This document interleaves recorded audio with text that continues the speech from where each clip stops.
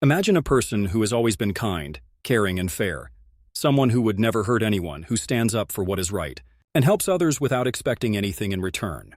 Now picture that same person slowly changing over time, becoming someone you wouldn't recognize. They start acting cruel, dishonest, even destructive.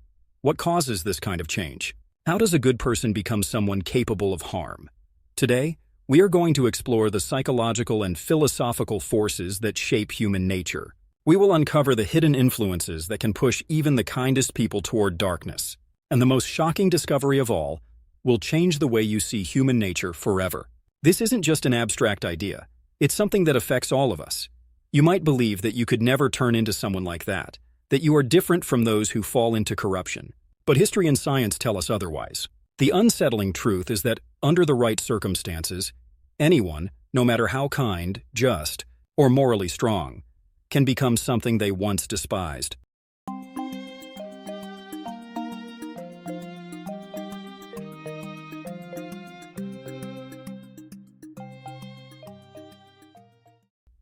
Psychologist Philip Zimbardo, famous for the Stanford Prison Experiment, showed how ordinary people, when put in certain situations, can commit acts of cruelty they never thought they were capable of. His research, along with studies by psychologist Stanley Milgram, revealed that our sense of morality is much weaker than we like to believe. What's most disturbing? Most people don't even realize they're changing until it's too late. But what forces cause this transformation? What invisible influences slowly replace kindness with something much darker? That's exactly what we are about to uncover. The truth may be uncomfortable, even disturbing, but it is necessary. Only by understanding this process can we protect ourselves and those around us from falling into it. There are several key factors at play, each more dangerous than the last.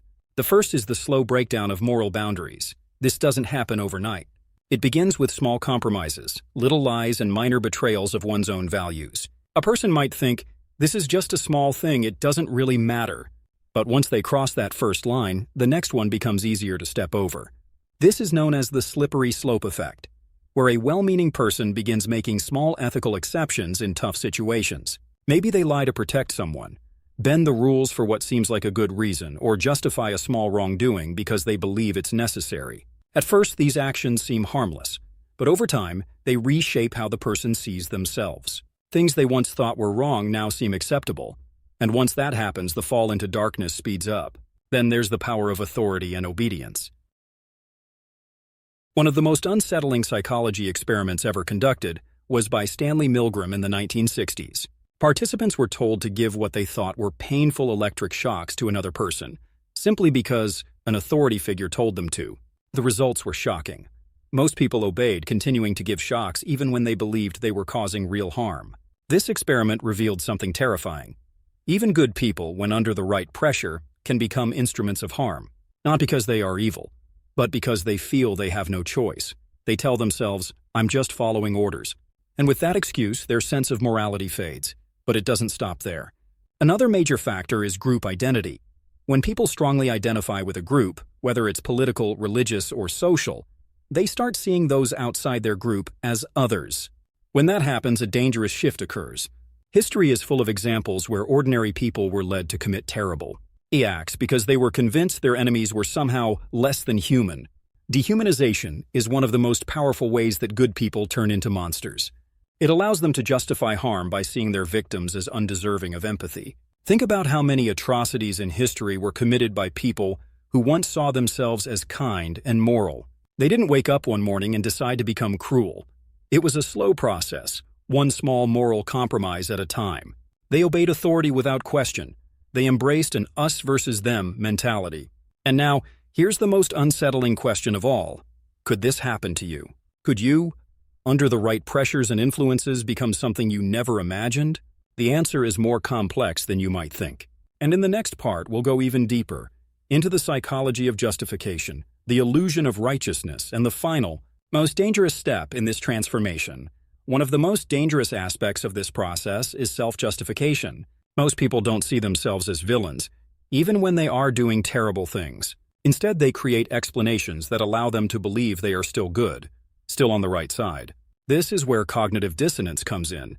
Psychologist Leon Festinger described it as the uncomfortable feeling we get when our actions don't match our beliefs. When faced with this conflict, people don't always change their behavior. Instead, they change their beliefs to justify what they've done. Imagine someone who sees themselves as a kind and honest person, but who suddenly finds themselves in a situation where they hurt someone. Instead of admitting they were wrong, they tell themselves, "I had no choice. They deserved it. This is for a greater good." These justifications allow them to keep believing they are good, even as they do things they once thought were unthinkable. This is why history is filled with examples of people committing terrible acts while believing they were doing the right thing. Once people justify their actions, they silence their inner conscience. And once that voice is gone, the fall into darkness happens even faster. But self-justification is only part of the problem. Another dangerous factor is the illusion of righteousness. People don't just justify bad actions. They also begin to believe they are morally superior. And the more someone sees themselves as righteous, the easier it becomes for them to harm others they see as less moral. This is called moral licensing. The idea that if someone sees themselves as good, they feel justified in doing bad things. For example, a person who donates to charity in the morning might feel less guilty about lying later in the day. A leader who believes they are fighting for justice might feel justified in silencing those who disagree. Ironically, the more people see themselves as righteous, the more blind they become to their own moral failings. And this leads to the most dangerous step of all, dehumanization. When people stop seeing others as fellow human beings and instead view them as enemies, obstacles, or threats, their moral restraints disappear. This is why soldiers in war are trained to see the enemy not as people, but as targets. It's why political conflicts become so vicious, because both sides start seeing each other as less than human. History shows us that propaganda is often used to paint enemies as evil or corrupt, because once that mental shift happens, morality no longer applies. But here's the truly terrifying part. This doesn't just happen on a large scale. It happens in everyday life. In workplaces, when people justify being cruel to coworkers they dislike. In relationships, when people convince themselves their actions are justified because their partner deserves it. Online, when people attack strangers with words they would never use face-to-face. And it can happen to anyone. So now, we must ask the most important question. If good people can turn into monsters, how can we stop it? The answer is not simple, but in the next part, we will explore the hidden safeguards, the psychological defenses that can prevent this descent. Because while darkness is always present, so is light. If we understand how good people turn bad, we can learn how to stop it. The first and most important defense, self-awareness. Many people think they are immune to corruption simply because they believe they are good. But as we've seen, morality is fragile. Good intentions alone are not enough. And that is why understanding this process is one of the most important lessons we can ever learn. The first step toward losing our sense of right and wrong is not realizing that we can make mistakes too. Being self-aware means understanding that we are all capable of doing the wrong thing, if we are under pressure or in certain situations. This might be uncomfortable to accept, but it is necessary. When we recognize our weaknesses, we can take steps to protect ourselves from going down the wrong path. One of the best ways to stay aware is to reflect on our actions. Regularly questioning our choices, reasons, and excuses helps us stay true to our values. We should ask ourselves, am I making excuses for something I used to believe was wrong? Am I treating someone unfairly because I see them as less important? Am I letting a leader or a group decide what is right and wrong for me? If someone else did what I am doing now, would I still think it is okay? These questions help us face the hard truth that anyone can justify harmful actions when it benefits them. But knowing this is not enough. We must also find the strength to resist. This is where moral courage comes in. It is easy to stick to our beliefs when there are no risks, but real strength is tested when doing the right thing is hard. It means speaking up even when others might reject us. It means holding on to our values, even if it costs us status or comfort. History shows many examples of people who failed this test. They went along with injustice because it was easier or stayed silent while others suffered. But history also remembers those who stood up, refused to follow the crowd, and chose integrity over convenience. Psychologists have studied why some people resist corruption while others give in to it. One key factor is having a strong inner sense of right and wrong that does not easily change under pressure. This comes from truly understanding our values and practicing honesty in small ways every day. When we give up on little things, it becomes easier to give up on bigger ones. Another important safeguard is empathy.